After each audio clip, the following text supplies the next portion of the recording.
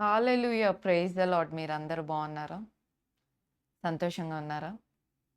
ప్రార్థనతో ఈ కార్యక్రమాన్ని మొదలుపెట్టుకుందాం. ప్రేమగల తండ్రి, పరిశుద్ధమైన దేవ, నన్ను నీ సిలువ చాటున మరుగుపరిచి, నీ మాట నా నోట ఉంచండి. శక్తి చేత, బలం చేత కాదు కానీ, నీ ఆత్మ ద్వారా నడిపించమని ప్రభువైన యేసుక్రీస్తు నామములో అడిగి వేడుకున్నాను తండ్రి. ఆమేన్.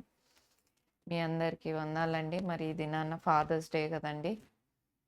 ఎంతమంది ఆడపిల్లలైతే ఎవరు ఎక్కువ ఇష్టం అంటే నాన్న అంటే ఇష్టం అని చెప్తాం. మగపిల్లలు అమ్మ ఇష్టమా, నాన్న ఇష్టమా అంటే అమ్మ అంటే ఇష్టం అంటారు. యూజువల్‌గా ఫాదర్ అంటే అటాచ్‌మెంట్ గర్ల్ చైల్డ్‌కి ఎక్కువ ఉంటది గదండీ! మాకు కూడా అంతేనండి. మేము ముగ్గురం ఆడపిల్లలం అయినప్పటికీ ముగ్గురము ముందు డ్యాడీ తిన్నారా? డ్యాడీ బాగున్నారా? డ్యాడీ ఎలా ఉన్నారు? ఇలానే ఉంటది. మా మా మేము ముగ్గురం అలానే ఉంటాం. అయితే ఈ దినాన ఫాదర్స్ డే గదండీ! ఒకవేళ మీకు పేరెంట్స్ ఉన్నట్లయితే మీ తల్లిదండ్రులను సన్మానించమని బైబిల్ చెప్తుంది కాబట్టి, ఫాదర్స్ డే దినాన మీ తల్లిదండ్రులను సన్మానించండి. మరి ఎలా వచ్చింది ఫాదర్స్ డే? మరి సొనోరా అనే ఒక స్త్రీ, మరి వారు 6 సిబ్లింగ్స్ అంట. ఆరుగురు బ్రదర్స్, సిస్టర్స్. వాళ్ళ మదరు ఆరవ బిడ్డను కనేటప్పుడు మరణించింది. అప్పుడు వాళ్ళ నాన్నగారు ఆ చంటి పిల్లలందరినీ పెంచారు. సో, ప్రెసిడెంట్ కాల్విన్ క్లూజ్ ఉన్నప్పుడు యూఎస్‌లో మరి ఒక చట్టాన్ని జారీ చేశారు. ఇలాగ ఫాదర్స్ డే అని. మరి ఇండియన్ ట్రెడిషన్, కల్చర్ ప్రకారం ఈ ఫాదర్స్ డే ఇవన్నీ మనకు తెలీదు గానీ, తప్పేం లేదు. మంచిదే కదా! ఒక ఒక రోజును ప్రత్యేకంగా గుర్తించి సన్మానించడంలో. అట్‌లీస్ట్ అలా అన్నా మనము మన పేరెంట్స్‌ని ఆనర్ చేస్తాం. కాబట్టి అలాగా ఆ ఆరుగురు బిడ్డల్ని అతనే పెంచాడు. అయితే వాళ్ళ నాన్నగారు పుట్టినరోజు జూన్‌లో వస్తది కాబట్టి ఫాదర్స్ డే అనేది మనము జరుపుకుంటున్నాం. సో, ఈ దినాన చాలామంది కొంతమంది పేరెంట్స్ ఉన్న ఆ వాల్యూ తెలియట్లేదండి చాలామంది. తల్లిదండ్రులతో సమయాన్ని గడిపేవారుగా లేరు. తల్లిదండ్రులను సన్మానించేవారుగా లేదు. వీలైతే ఆహ్, యవ్వనస్తులు నాకేం చేశాడు మా నాన్న? నాకేమిచ్చాడు? అని అలాంటి భావనలో ఉంటారు.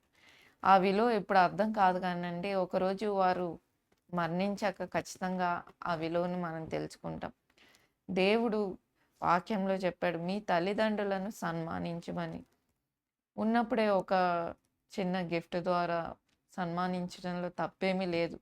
కాబట్టి మీకు ఒకవేళ తండ్రి ఉన్నట్లయితే ఖచ్చితంగా సన్మానించండి. లేని వాళ్ళ సంగతి ఏంటంటారు? మనకు పరమ తండ్రి ఉన్నాడు కదండీ! నిత్యము నిలిచి ఉండే తండ్రి మనతో ఉన్నాడు. చాలా సార్లు మా ఫాదరు బతికున్నప్పుడు ఎప్పుడో ఒక మాట అనేవాళ్ళు. ఏదన్నా చిన్న సమస్యొస్తే, "నేనున్నాను గదరా నీకు" అంటారు. ఇంక ఏదొచ్చినా నేనున్నాను గదా! అని, నేనున్నాను కదా!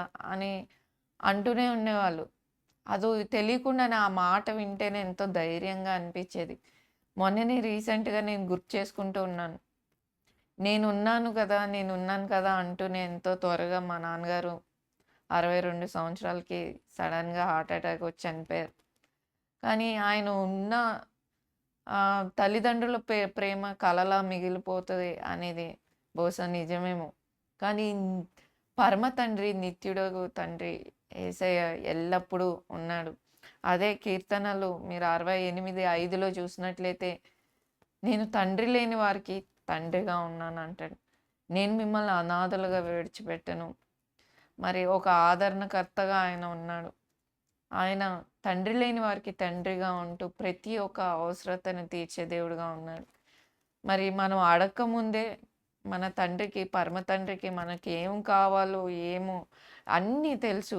అదే మత్తయి సువార్త 6, 8లో చూసినట్లయితే, మీరు మీ తండ్రిని అడుగక మునుపే మీకు అక్కరగా ఉన్నవేవో ఆయనకి తెలియను. కాబట్టి మీరిలాగు ప్రార్థన చేయుడి. పరలోకంలో ఉన్న మా తండ్రి మనకి ఏం కావాలో మన ఆలోచనలో ఏమి కావాలో ఆయన అడగకముందే తెలియను. ఎప్పుడైనా మీ జీవితంలో అలా జరిగిందా? నేను మనసులో ఏదో అనుకుంటే, అరే! ఈ వస్తువు నా దగ్గర ఉంటే బావుండు. లేపోతే ఏదన్నా మనసులో అనుకుంటే అది ఎమ్మటే ఎవరో ద్వారా దేవుడు పంపేయడం ఎన్నో సార్లు చూశాను. బహుశా ఇదేనేమో ఆ ఆలోచనలో, తలంపులో అనుకున్నవి కూడా దేవుడు పట్టించుకుంటున్నాడా? ఇంతగా ప్రేమిస్తాడా యేసయ్య అని అనిపిస్తది. చూడండి, ఈరోజు నిజంగా అక్షరాల తండ్రి లేని వారికి ఆయన తండ్రిగా ఉన్నాడండి. ప్రతి ఒక్క అవసరం అడిగి ఇచ్చిన వాటికంటే ఎక్కువ ఇచ్చే దేవుడుగా ఉన్నాడు. మన పరమ తండ్రి ఎప్పుడు ఎన్నటికీ విడిచిపెట్టరు. బహుశా ఈ లోక తండ్రులు కొంతకాలం మట్టుకే మనతో వస్తారేమో గానీ, నిత్యుడగు తండ్రి నిత్యము మనతో నిలిచి ఉంటాడు. ఈరోజు వెనక్కి తిరిగి చూస్తే మా నాన్నగారు ఎప్పుడు నేనున్నాను కదరా! నేనున్నాను కదరా! అనేవాళ్ళు. ఈ దినాన ఆయన లేరు. కానీ నా పరమ తండ్రి నన్నెన్నడూ విడిచిపెట్టలేదు. అలానే మిమ్మల్ని కూడా. కాబట్టి ఒకవేళ మీరు నాకెవరు లేరు అనుకుంటే దేవుడు మనల్ని అనాథలుగా విడిచిపెట్టలేదు గానీ, తండ్రి లేని వారికి తండ్రిగా ఉన్నాడు. అలానే తల్లిదండ్రులు ఉన్నవారిని వారు ఉండడం ఒక గ్రేట్ బ్లెస్సింగ్‌గా భావించి, వారితో అనవసరమైన గొడవలు పెట్టుకోక, వారిని సన్మానించండి. వారిని వీలైనంత ఇదిగా వారిని ప్రేమతో చూడండి. చాలామంది వారు మంచిగా ఉంటే వారు ఆరోగ్యపరంగా చూసుకుంటారేమో, బాలేనప్పుడు చూసుకోవడానికి మరి సాకులు చెప్పేవారుగా ఉన్నారు కదండీ! కాబట్టి దేవుడిచ్చిన తల్లిదండ్రులను సన్మానించండి. వారిని ప్రేమతో పట్టించుకోండి. వారిని చూడండి. ఒకరోజు వస్తది వారితో సమయం గడపలేని రోజులొస్తాయి. అప్పుడు బాధపడబాకండి. దేవుడు సమయం ఇచ్చినప్పుడు వారితో సంతోషంగా గడపండి. వారిని ప్రశంసించండి. ఈ ఫాదర్స్ డే దినాన వారిని సన్మానించండి. మీ ప్రేమను వ్యక్తం చేయండి. చిన్న ప్రార్థన. ప్రేమగల తండ్రి, పరిశుద్ధమైన దేవా! అవునైనా తండ్రి, ఈ లోక తండ్రులు కొంతకాలమే మాతో ఉంటారేమో కానీ ప్రభా! అయ్యా నిత్యం ప్రేమించువాడవు. అయ్యా మేము అడక్కముందే మా ప్రతి ఒక్క అవసరత తీర్చువాడవు. అయ్యా పరమ తండ్రివి నాయన తండ్రి. అయ్యా మమ్మల్ని ఎంతగానో ప్రేమిస్తున్నావు నాయన. అయ్యా నీ ప్రేమకై కోట్లాది వందనాలు నాయన. అయ్యా నీవే లేకపోతే మా జీవితాలు వ్యర్థం తండ్రి. అయ్యా అవునైనా తండ్రి. అయ్యా ఈ ఫాదర్స్ డే దినాన ప్రభా! అయ్యా మేము మా తల్లిదండ్రులను సన్మానించేవారుగా, ప్రేమించేవారుగా, ఇచ్చిన తల్లిదండ్రులను బట్టి కృతజ్ఞత చెల్లించేవారుగా మమ్మల్ని చేయండి నాయన తండ్రి. అవును నాయన. అందరూ విడిచిన నీవెన్నడూ విడవని ఎడబాయని దేవుడుగా ఉన్నావు నాయన. అయ్యా నీ ప్రేమకై ఎన్నో వందనాలు నాయన. ఈ కొద్ది ప్రార్థన అయితే ప్రభువైన యేసుక్రీస్తు నామములో అడిగి వేడుకున్నాను తండ్రి. ఆమేన్. మీ అందరికి వందనాలండి. మరి ఈ కార్యక్రమాలు మీకు ఉపయోగకరంగా ఉన్నట్లయితే దయచేసి షేర్ చేయండి, లైక్ చేయండి, సబ్స్క్రైబ్ చేయండి. దీప్తి ప్రకాష్ అని యూట్యూబ్ ఛానల్. మీరు ఈ పరిచర్య ద్వారా మేలు పొందిన వారైతే ఈ పరిచర్యను ప్రోత్సాహపరిచే బాధ్యత మీ మీద ఉందండి. డిస్క్రిప్షన్‌లో ఉన్న నంబర్స్ ఈ పరిచర్యలో పాలుపంపులు పొందొచ్చు. ప్రభు చిత్తమైతే మళ్ళా కలుసుకుందాం. అంతవరకు సెలవు. Thank you.